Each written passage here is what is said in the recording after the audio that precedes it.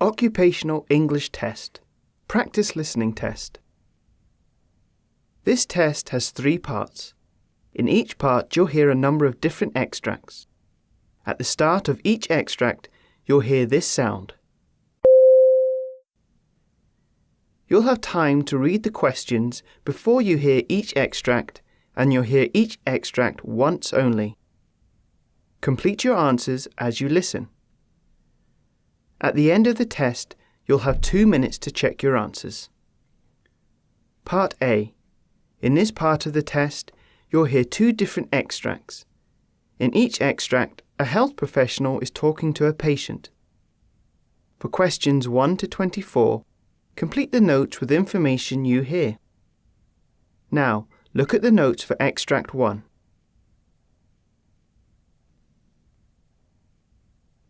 This is a Benchmark Education Solution Sample Test paper. Extract 1. Questions 1 to 12. You hear a GP talking to a patient called Seth Kelly. For questions 1 to 12, complete the note with a word or short phrase.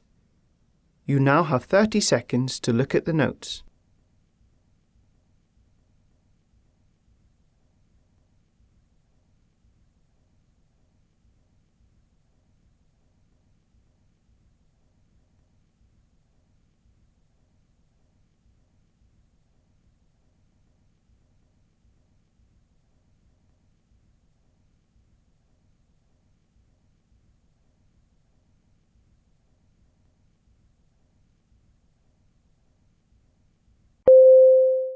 Hello, it's nice to see you, Mr. Kelly.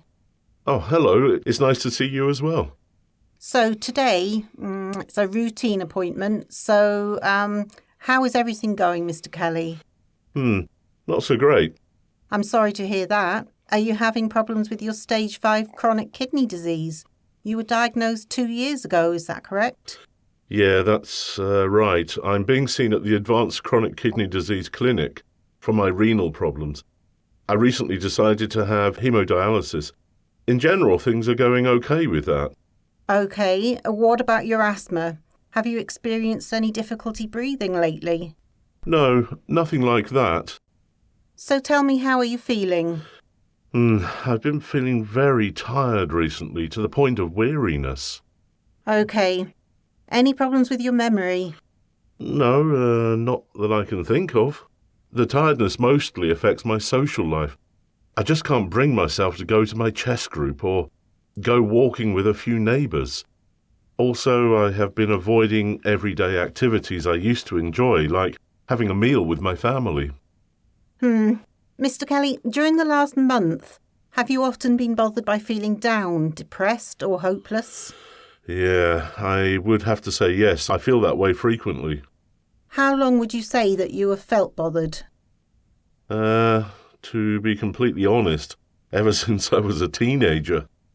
Looking back on it now, my teenage years were filled with frequent periods of emotional abuse. It also sometimes became physical. I often just didn't feel good enough and struggled with trying to fit in with the social groups at school. I often feel very isolated. I'm sorry to hear that, Mr. Kelly. Based on what you've told me, I'm going to give you some information about depression. Also, I know that the Advanced Chronic Kidney Disease Clinic, where you're being treated, has a psychology department attached. I'm going to refer you to that department for a full psychological assessment. Okay. Do you have any questions about depression or possible treatment options? I don't know. I've thought for a long time I needed to see someone, but I just didn't know how to get started. I understand. It can feel like a big first step. Depending on your assessment, the psychologist will suggest a treatment plan. In the case that it is depression, the treatment plan will likely include cognitive behavioural therapy. This would help you to counter your negative thoughts about yourself. Would I have to take medication? You might. We'd have to look at any likely side effects that taking an antidepressant would have, as well as any potential interactions with your existing medication. I want you to know that I'm not just handing you off to the psychologist and backing away. I will be in communication with your team at the kidney clinic throughout this process, and I will follow up with you once the assessment has taken place to go over the proposed treatment plan. Then we will have regular follow-up appointments to monitor the progress of treatment and the side effects of any medications that are prescribed. Thanks, that means a lot. Now, is there anything else?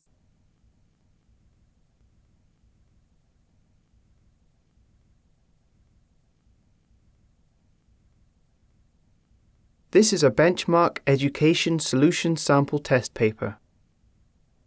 Extract 2, questions 13 to 24.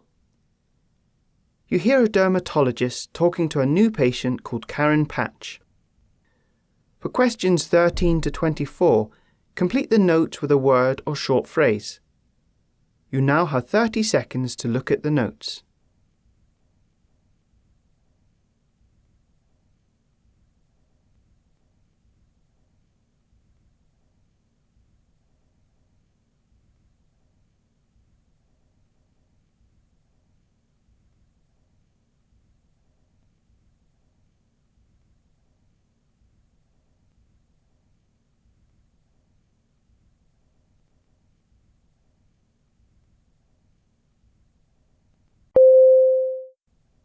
Hello, Mrs. Patch. It's nice to meet you. You were referred by your GP for a problem with your skin, is that correct? Yes, that is correct. I told him it was nothing, but he insisted I came to see you, so that's why I made the appointment. Well, let's see what we have here. Your file says that you have thickened, heavily lined skin on the back of your neck. Do you know how long you have had this problem? Have you noticed any changes recently? No changes, and I've no idea about how long. I mean, I've worked in the sun my whole life, so who knows when it started. Do you work outside, Mrs. Patch? Oh yeah, I work on a farm, and I also like to fish, and in general spend a lot of time outside doing all sorts of activities. So I can see there is abundant evidence of sun damage on the back of your neck, as well as areas of your cheeks and ears. There is weathering and solar litiginosis, or liver spots, along with several areas of solar keratoses on your hands, which is the rough, patchy skin. The skin on your arms and trunk appears normal. Yeah, I generally wear long-sleeve shirts, so my arms are protected. I also usually wear a hat when I am working, but I guess it doesn't really protect the back of my neck. That's good about wearing a long-sleeve shirt, but you need to be careful with the back of your neck. For example, you could wear a bandana. The condition you have is called cutis rhomboidalis nuchae, which is a thickening and weathering of the epidermis, as well as solar elastosis of the underlying dermis. The collagen in your neck has been damaged, as well as the elastic skin. Is that serious? I mean, it sounds serious. Well, it is quite common, especially in people who spend a lot of time outside in the sun. In fact, the condition is commonly called farmer's skin or sailor's skin. The good news is that it has no malignant potential, but the bad news is that it does indicate that you are a higher risk for the development of skin cancers caused by sun exposure, such as basal cell carcinoma and melanoma. Any recommendations going forward? Because of your increased risk for skin cancer, I recommend that you have yearly skin checks by a qualified dermatology provider. I can't just put sunscreen on and call it a day? I mean, you said it is not malignant, right? No, not exactly. Application of sunscreen will prevent worsening of the skin on your neck, and in general, I advise you to protect yourself from the sun, particularly areas with a lot of damage, such as your neck. However, this will not undo the damage that has already been done to your skin during the last several decades. As with any type of cancer, early detection of skin cancer will greatly improve the prognosis and effectiveness of treatment. Skin cancer is more common than many people realize. In fact, 1 out of every 3 cancers diagnosed is a skin cancer. And Australia is the country with the second highest incidence of skin cancer in the world. Yeah, I see your point. So I need to get a bandana, some sunscreen, and make an appointment with you?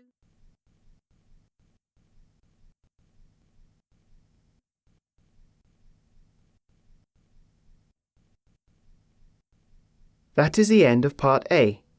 Now look at Part B. Part B. In this part of the test, you'll hear 6 different extracts. In each extract, you'll hear people talking in a different healthcare setting. For questions 25 to 30, choose the answer A, B or C, which fits best according to what you hear.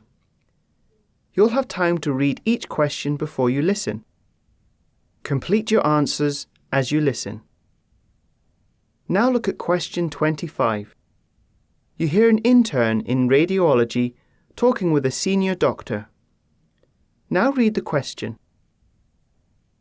This is a benchmark education solution sample test paper.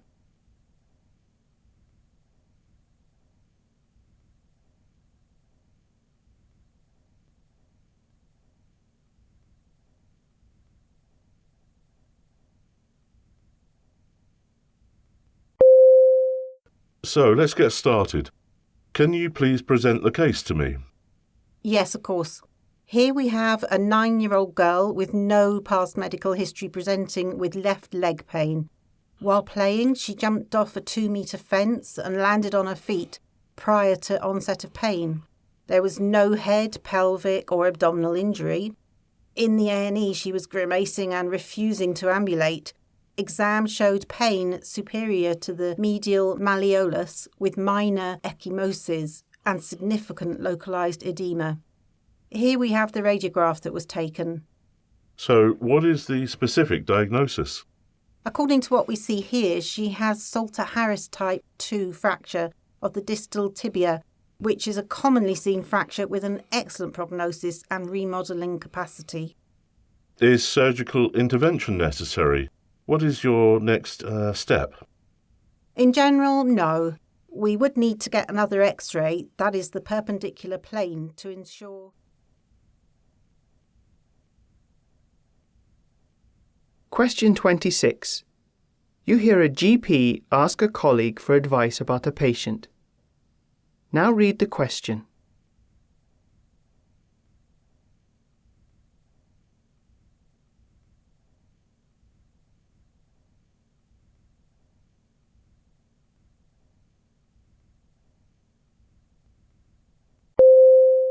Hello, Dr. Jackson. Do you have a minute?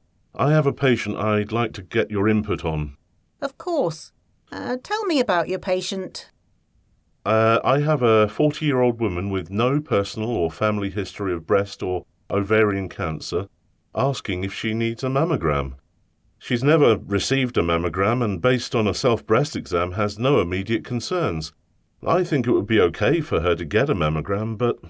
Well, current guidelines for mammograms indicate that women at average risk between the ages of 40 and 44 can be given the option to start breast cancer screening every year. And then when women reach 45, they should get a mammogram every year. So if your patient wants to be proactive, I would support her.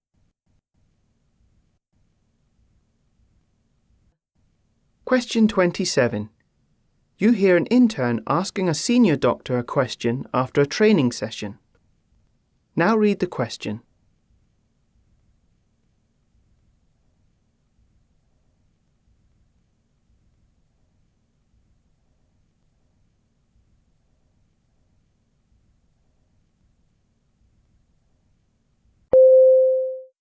Dr. Norris, I have a question about the case study you presented in today's training session. Do you have a minute? Yes, of course. Was there anything unclear about the recommendations to reduce the patient's risk of developing future kidney stones? No, not the recommendations themselves. I understand that the recommendation for all calcium-based stones is to increase fluid intake to maintain urine output, as well as a diet high in calcium and low in sodium. I understand that high urine output dilutes the calcium in the urine, but what is the reason for a diet high in calcium? I see where you might be confused. A high calcium diet increases the amount of calcium in the gut, which binds to oxalate and prevents the absorption of oxalate and reducing kidney stone recurrences. The idea is to decrease the absorption of oxalate, which is why a low oxalate diet is also. Question 28. you hear a GP discuss a patient with a radiologist. Now read the question.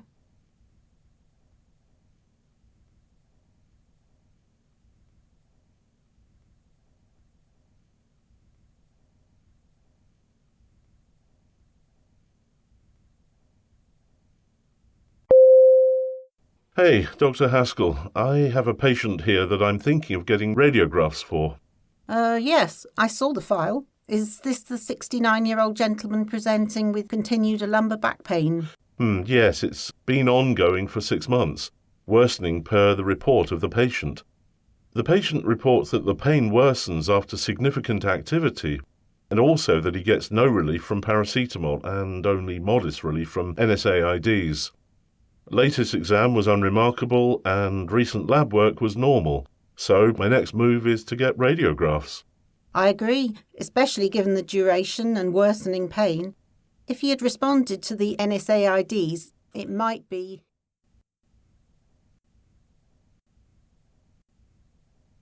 Question 29. You hear two nurses discussing a patient referred by his GP. Now read the question.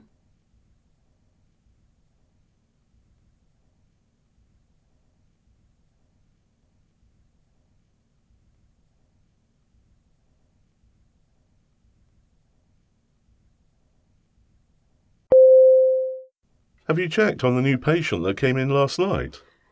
Mr. Solomon, the 49-year-old gentleman who was referred by his GP for shortness of breath.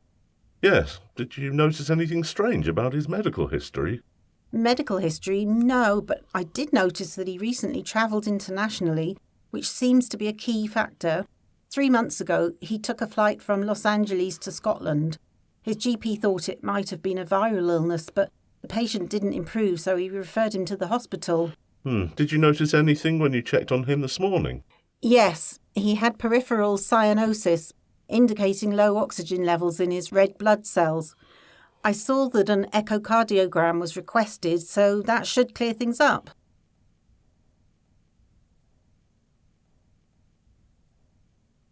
Question 30. You hear a patient's family member expressing concerns to a nurse. Now read the question.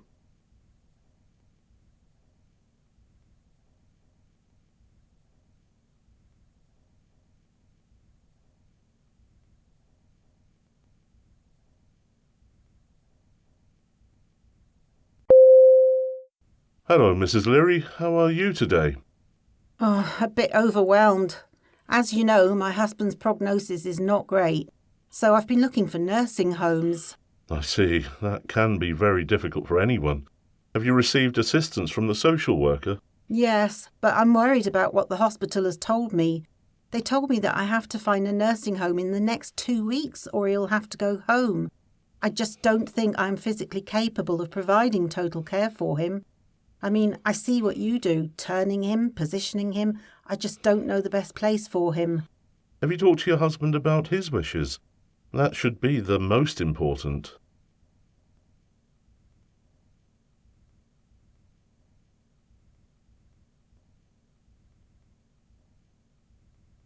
That is the end of Part B.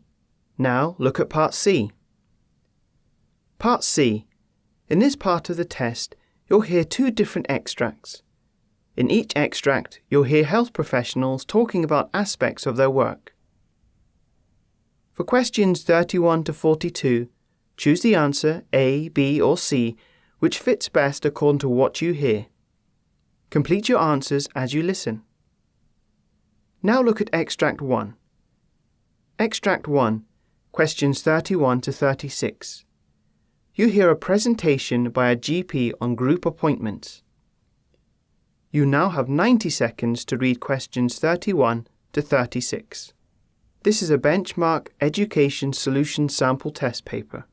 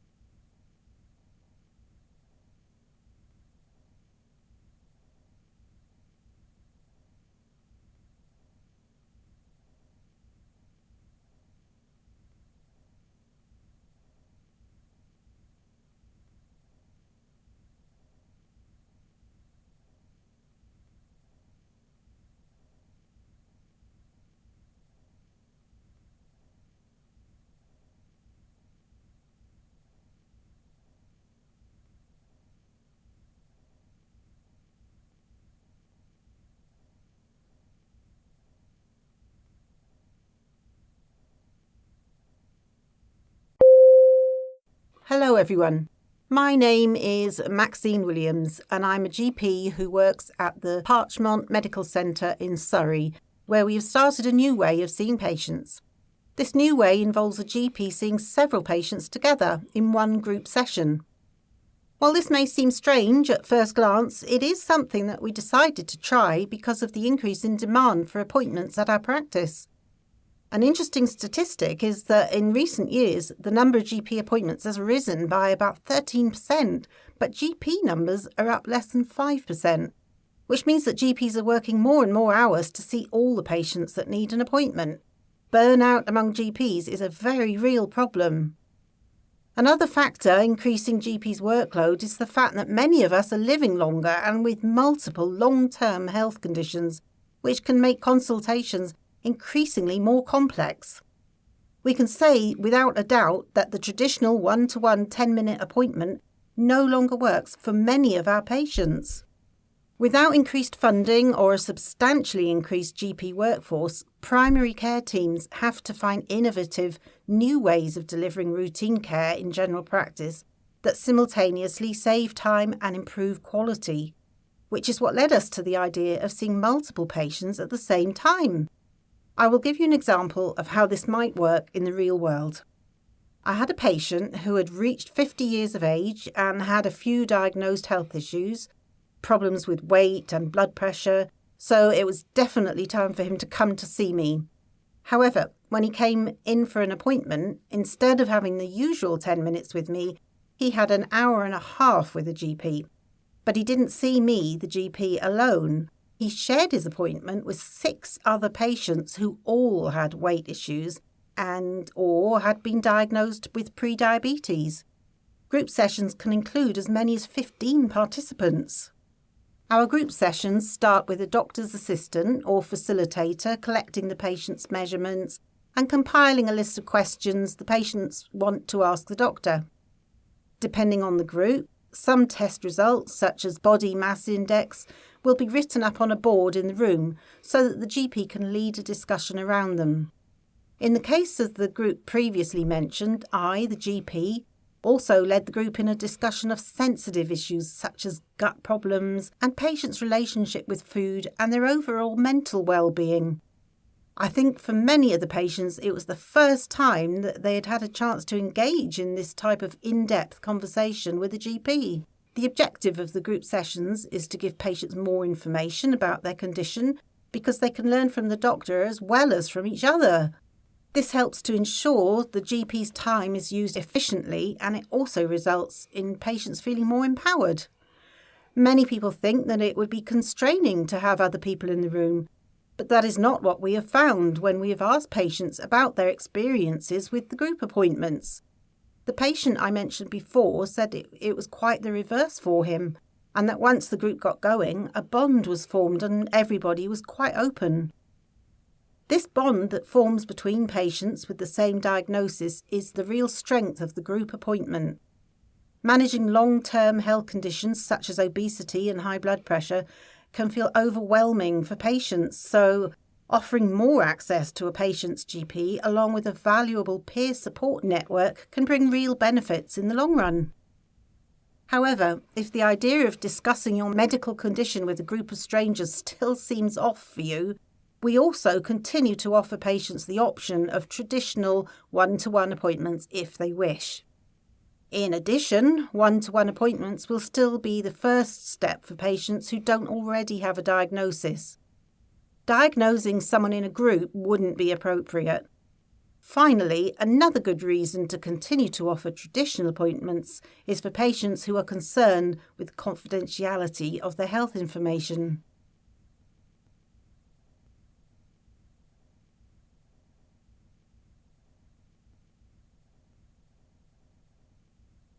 Now look at Extract 2. Extract 2, questions 37 to 42. You hear a researcher being interviewed about a new class of cancer drugs. You now have 90 seconds to read questions 37 to 42. This is a Benchmark Education Solutions sample test paper.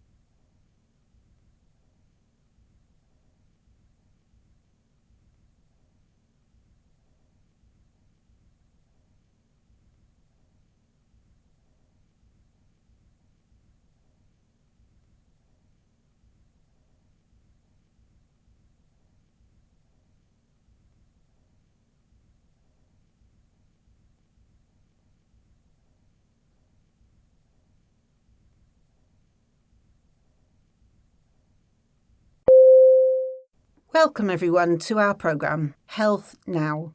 I am very pleased to have with us here today Dr. Kevin Gallagher, a cancer consultant at the Royal Marsden Hospital. Tell me, Dr. Gallagher, how are you today? I'm doing quite well, and I'm excited to be here today to share with you a revolutionary new class of cancer drug that can be used to treat a wide range of tumours. It is the first drug of its kind to be approved for use in Europe, so we are excited to talk to the public about it. That does sound quite exciting. Tell me, Dr. Gallagher, I've heard the term tumour agnostic. What does that mean exactly? Tumour agnostic drugs do not care where the cancer is growing in the body, so long as it has a specific genetic abnormality inside. This approach has the potential to cure more patients and cut side effects. Why is that exactly? How does it know where to find the cancer? Well, our previous approach was to treat breast cancer or lung cancer, but with this type of medication we are moving towards precision medicine that can take advantage of the genetic makeup of each patient's tumour instead of targeting an area of the body for treatment. This treatment targets the abnormality and uses biochemical pathways that are common to many different tumour types. So you said that this is the first drug of its kind approved in Europe? Does that mean that it's available to everyone at this point? No, not quite yet. The decision of European regulators does not mean it has been made available for all patients in the United Kingdom.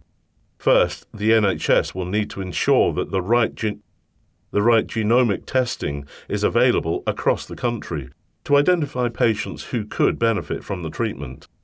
Can you give us an example of a case from the UK where this new treatment has been used successfully? Yes, of course. We recently had a little girl named Charlotte. She was diagnosed with infantile fibrosarcoma, a cancer of the body's connective tissue. Her parents were informed of this new treatment option, and they accepted it in part because they knew that their options were so limited. Now to the more technical part. Charlotte's tumour was caused by a genetic abnormality known as NTRK gene fusion, meaning that one of her DNA accidentally merged with another, and the alteration in the blueprint of her body led to the growth of her cancer. It is worth noting that while this type of gene fusion is quite rare, it is not unique to sarcomas, Charlotte's type of cancer, but it also appears in some brain, kidney, thyroid and other cancers. This means that the same medicine that was successful in this case can be used across a wide range of cancers. Also, it is particularly exciting that we have found a treatment for this particular type of cancer, because when NTRK fusions were first discovered back in the 1980s, there was a widespread fear among researchers that they couldn't be treated with drugs because the NTRK genes play critical roles in the development and survival of nerve cells, which raised the possibility that altering the genes could cause dangerous neurological side effects. Future research has obviously shown that those fears were unfounded. So how is little Charlotte doing today? Oh yes, she's doing great. Her parents report that she is busy making up for lost time, and she's now leading a relatively normal life. How exciting! So can you tell me a bit more about the drug itself? What are the side effects? Like I mentioned before, the side effects reported during the initial trials included mild fatigue, dizziness, and digestive issues.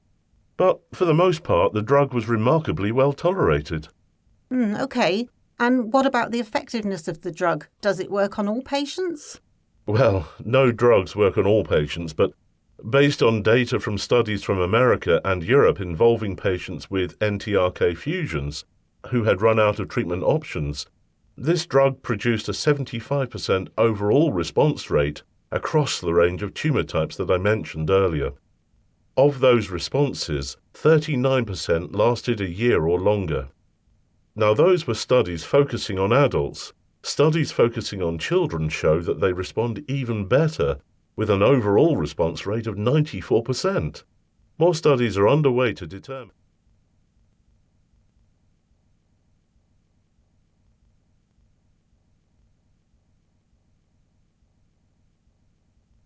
That is the end of Part C.